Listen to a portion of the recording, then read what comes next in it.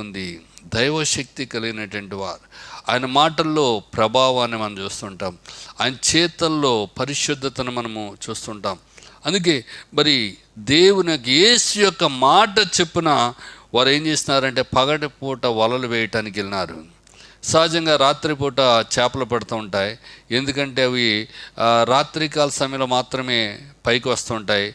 అయితే పగటిపూట లోతుకి వెళ్ళిపోతూ ఉంటాయి కనుక ఆ వలలకు అందనంత లోతుకి వెళ్ళిపోతుంటాయి. అయినప్పుడు కూడా ప్రభు యొక్క మాట విని వారు ఎప్పుడైతే వలలు వేస్తున్నారో వారు అలాగూ చేసి విస్తారమైన చేపలు పట్టిరి. అందుచేత వారి వలలు పిగిలిపోవచ్చుండగా దేవుని యొక్క మాట వినినప్పుడు విస్తారమైనటువంటి ఫలితాన్ని వారు చూసినటువంటి వారు ఉన్నారు. యేసు మాటలో విజయాన్ని మనం చూస్తున్నటువంటి వారు ఉన్నాం.